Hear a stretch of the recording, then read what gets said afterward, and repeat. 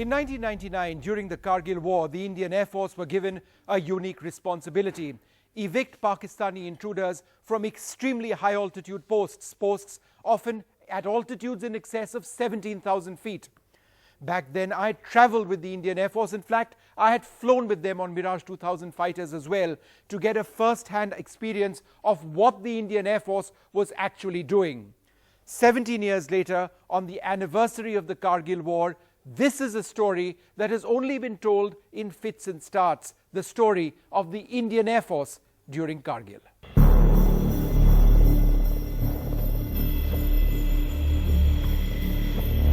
These were the men involved in missions that put an end to the Pak Army's plans of holding on to the Kargil heights.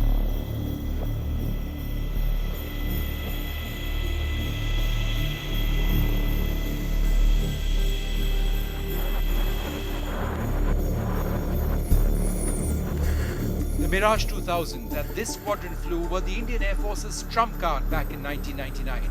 A multi-role fighter bomber capable of hitting targets anywhere at any time.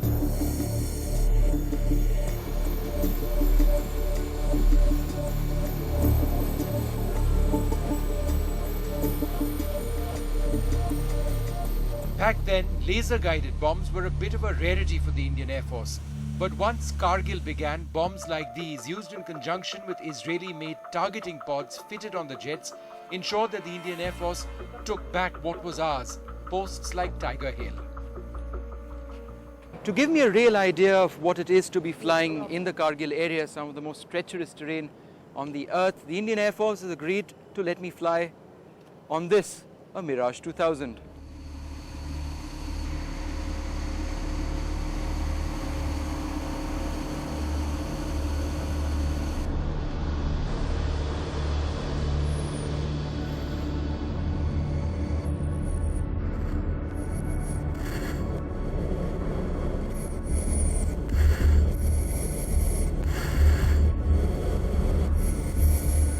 Mirages were part of an operation that saw the Indian Air Force deploy virtually all the types of fighters in its arsenal. In the skies, there were MiG-29s like this, tasked with ensuring that Pakistani fighters didn't get close to Indian Air Force jets, while IAF MiG-21s, 27s and Jaguars hit targets on the ground and elsewhere. Mirage in Mirage 2000 of the Indian Air Force at an altitude of about 50,000 feet, heading out towards the Kargil region. Mirage 2000 is capable of flying at 2 times the speed of sound. It can perform maneuvers that test the very limits of human endurance.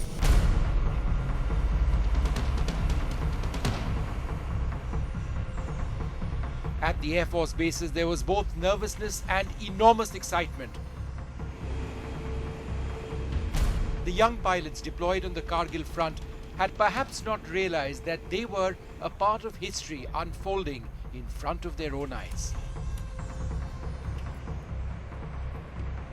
Once the aircraft engine started up, everything was normal, been trained for it. However, slight amount of apprehension was there. I guess it is only human to have that kind of apprehension for the first sortie.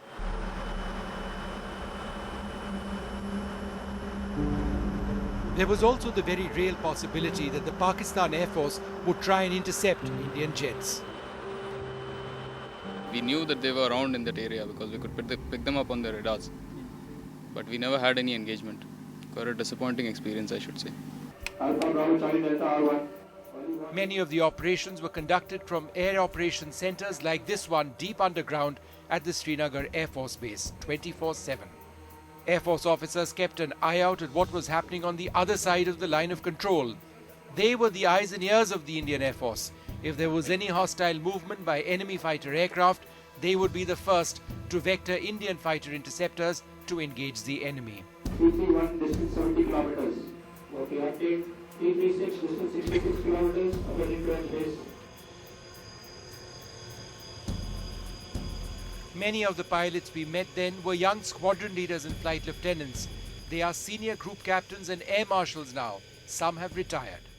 We took a long time to discover the hideout of the opposition, which was given to us from air headquarters. against a vastly snow-clad terrain, it was near impossible to find it. They had about 100 odd igloo kind of tents, which was probably a logistics or a supply node to. This is Mantodhalo, right? This is Montodalo. That was the first one that we discovered. So after hitting it with iron bombs, though there was no direct discernible effect of it, but the effect started showing because after about 4-5 days, when they started probably running low on both ammunition and supplies. One of the most important missions was destroying the Pak logistics hub in Mantodhalo. Any miss, we would be hitting our own troops, which was just inviolate. Second was, the line of control was just about 6 kilometers north of this actual line of control. We had our instructions not to cross the line of control.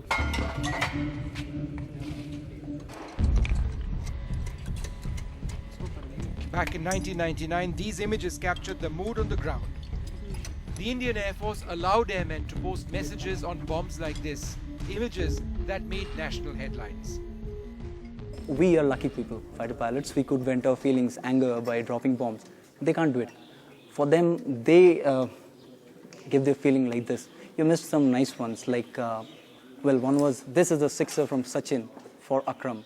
One was this is to Imran from Zenith. And there are numerous ones. You had to see them. This was to Nawaj with the thing with a lot of awaj. You know, when the operation started, we were getting into operation as Indian Air Force after a long time.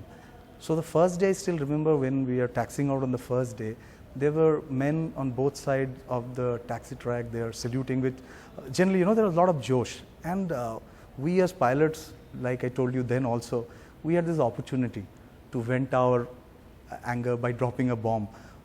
For the air warriors who were a very important part of the whole exercise, without them the aircraft won't be prepared, they also wanted to be a part of the whole thing.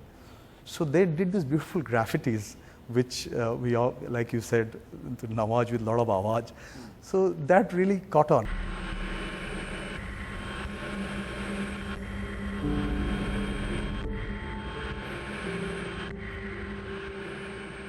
But taking out Pakistani positions along the Kargil heights was easier said than done.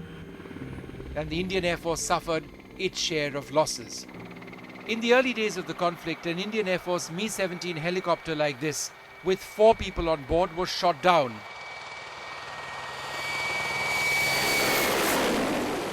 A victim of a shoulder-fired missile, forcing the Indian Air Force to change its tactics. Immediate feeling that time was of anger which came. Initial was actually a shock. Then it wasn't totally turned into an anger that with this thing has happened, we should go and continue with our missions to continue and attack the enemy.